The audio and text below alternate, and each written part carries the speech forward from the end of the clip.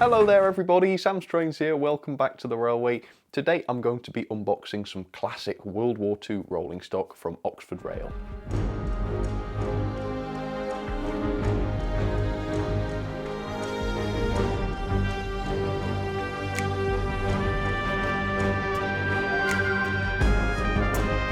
So I've been incredibly happy with basically every item of Oxford Rail rolling stock I've ever looked at, so I've got really high hopes for this one today. So it is this then, it is the Oxford Rail Warwell wagon, complete with a Sherman tank. And I bought mine from Worley, although I actually paid a little bit too much for mine at Worley. I paid £43. At Hatton's you can get these for £28, or you can add an extra 10 quid to £38 to get the Sherman tank as well.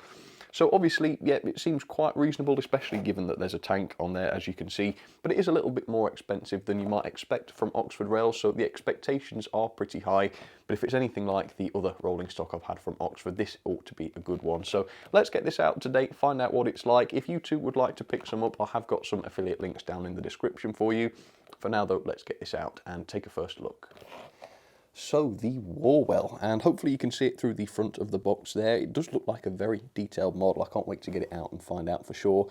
The other thing is, this is obviously a 00 gauge Warwell wagon with a 00 gauge Sherman tank, but Hatton's produce an O gauge Warwell as well. I can only imagine the size of it. It's going to be very, very large indeed. Would you like me to review one of those? I've thought about it. They don't seem too expensive, so yeah, do let me know. Let me know your honest thought on that, and I might actually pick one up. Either way, let's get to this one then. So the product code of this one is OR76WW006C. It's a KWA Warwell with Sherman tank, number 95537.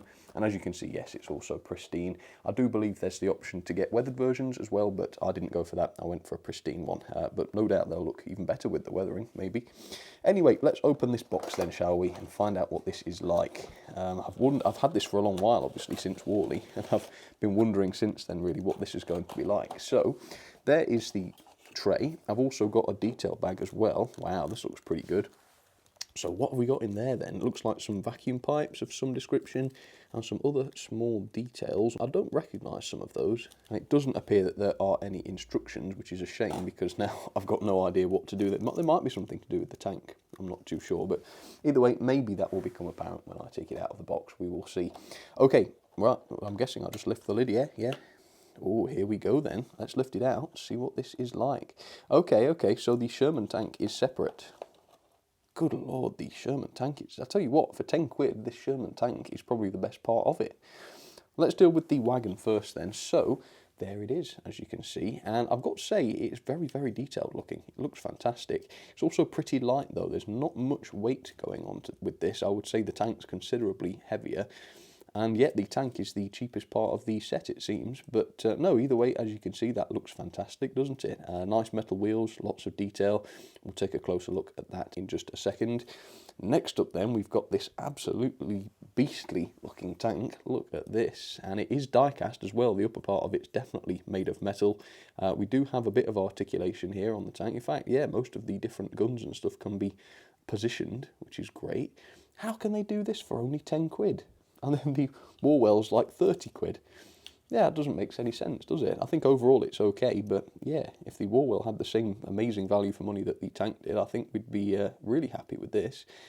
Okay, so let me be very careful and just pop this on, or hold it in place rather. So the tank fits onto the Warwell perfectly, as you can see. It's very impressive. We'll take a closer look at both tank and Warwell in just a second then, but first of all, here's a little bit of history in case you were wondering about them. So the Warwell wagons were actually built specifically for the transportation of tanks during World War II.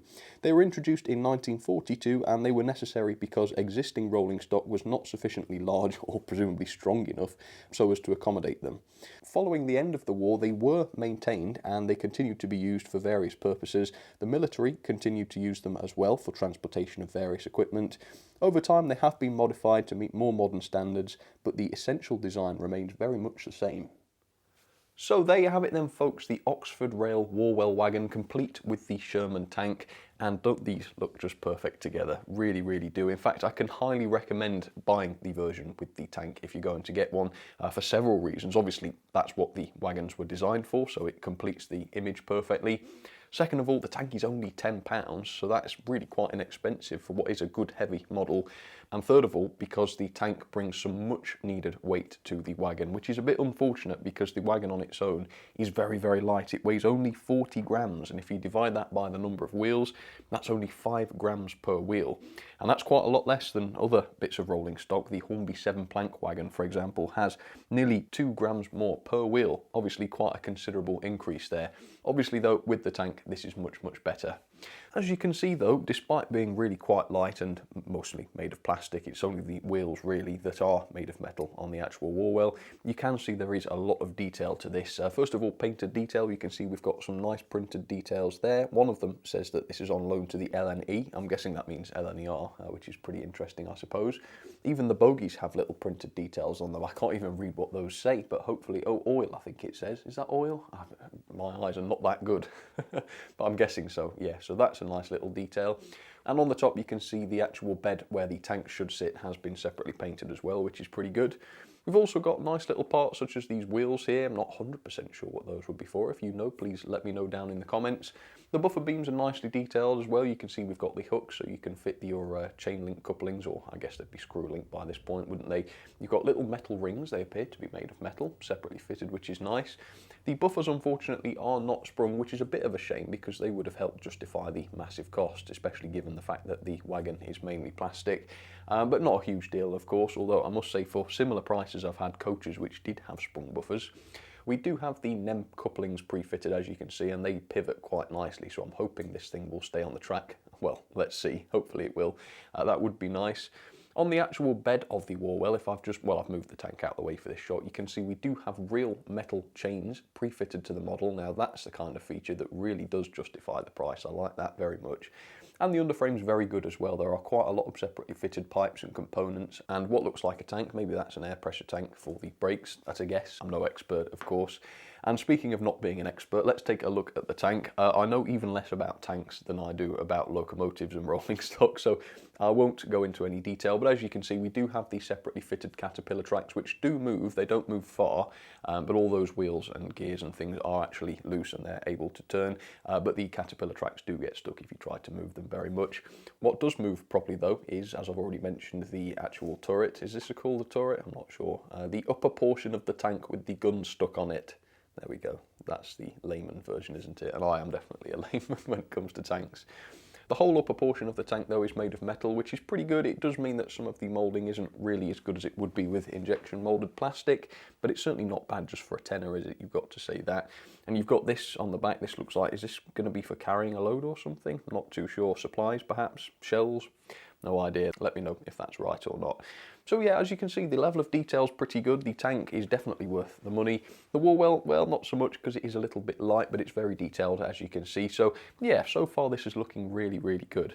So let's get this down onto the track. I might put it with some other rolling stock relating to the wars. Maybe the railgun's not a good idea. I'm not sure if the period is quite right, but I may do because obviously it's Oxford Rail. We'll see what happens. Anyway, let's get it onto the track and give it a little test. Alright, so I'm about to add the Warwell to my war train arsenal. I've already set out the Dean Goods, of course, which I've showed many times before, and of course the Oxford Rail railgun, lovely bits of rolling stock. Again, I'm not suggesting that this did or didn't happen in real life, it's just a bit of fun. I've just set them out because they're Oxford and they're war related. And with that, let's put the Sherman tank and the Warwell onto the track and see if they're nice and freewheeling. Now I have to be honest with you, I have already done the freewheeling test. In fact, let me show you it.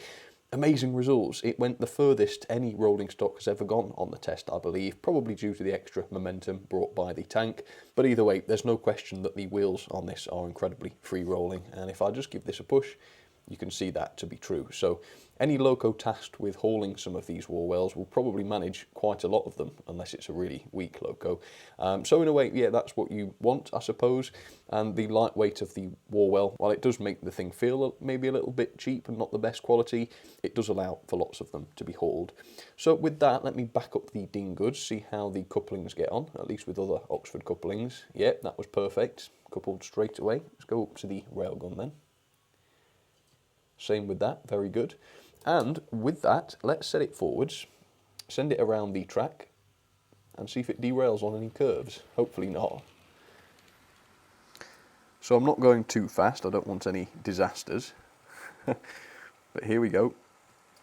The railgun might well cause some problems because I think it hits things as it goes along, doesn't it, sometimes? Like those trees. But the Warwell wagon went around those curves with no problems. Let's just check it gets around the rest of the track all right. Yep, so far so good. This is really good. Performing excellently. Very good. So I'm wondering how the Warwell will perform without the extra weight of the tank on board. So I'm going to remove that and do a lap like that. And hopefully we won't see any derailments that way. Okay, let's try again. No tank this time. Alright, got around the S-bend. That's the most challenging part. So, assuming it gets around the rest of the track, it would seem that despite the light weight of the wagon, which is a shame, it doesn't feel the best, it doesn't seem to affect the actual performance of the thing. It runs just fine, even with the weight of the railgun behind it, of course, which is very good.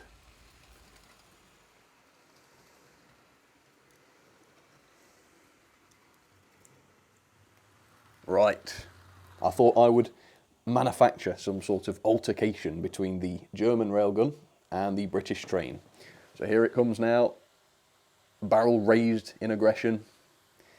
Oh, folks, this is going to be nasty. Are you ready? Right. Well, I mean, that's it. They don't actually fire, so that's the altercation over and done with. Anyway, let's carry on. I'll tell you what, I better lower the barrel, hadn't I? Otherwise there will be an altercation, but it will be with the bookcase. Okay, there we go. All right, let's keep running then, see how these get on with each other. Yeah, overall I'm more than happy with this. I think it was a bit expensive for what it was, but the tank makes up for it and the performance does as well. So overall, yeah, highly recommend it. Oh, another altercation. Oh, oh dear. I guess they don't respect the loading gauge as much as I thought, those railguns.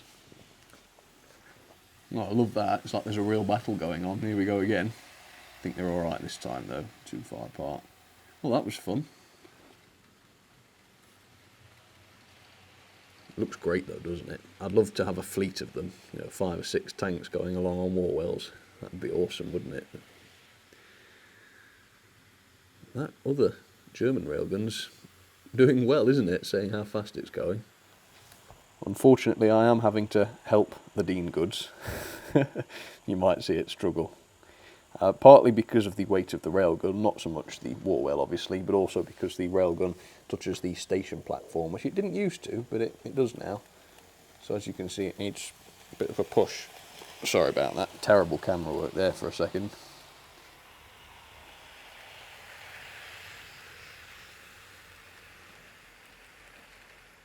So here are some of my ratings then for the Oxford Warwell wagon. Yeah, the level of detail was particularly good on this one actually. I can't give it 5 stars because, as I say, I reserve the full 5-star for locos and rolling stock that have sprung buffers and ultra high detail, but it's as close as it gets, I would say, so I've given it 4.5.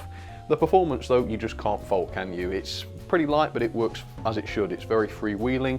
It's very sure-footed, stays on the track no problem, even over slightly dodgy track work. Point work is fine, by the way. I've not shown that, but it is fine on points too. And obviously because of the lightweight, even though it's a bit of a quality issue, performance-wise it means locos can manage lots of these, so that's very good. The quality though is where this falls down very slightly, because the Warwell itself, despite the tank being a bit better, the Warwell itself is very plasticky, there's very little metal on there, and as a result it is quite light in the hands, and I prefer my rolling stock to be a bit chunkier myself, particularly for the price. And we'll get on to the price now. As you can see, I've just given the price 3-star. I think the 10 quid for the tank is absolutely fine, but you know, £28 just for the Warwell on its own, and that's the retailer price. The RRP is £32.95 for just the Warwell. Seems quite a lot given how plasticky it is, but obviously it's not terrible because it is obviously a very well detailed model. I overpaid for this, unfortunately. I bought mine at Worley for £43, I think it was, from the Oxford rail stand. A bit disappointed in that. Obviously if I'd have known they were cheaper at Hatton's, then I would have bought it from there, but you guys do know, so check out that link in the description if you want to help me out, and more importantly if you want to get one. Overall then, that is a reasonable score of 7.46 out of 10. Let's put that into the rankings then, or the logbook. There we go, it is 6th, just above the TTS vent van and below the Dapol 8-plank O-gauge wagons. Yep, overall, it's very good.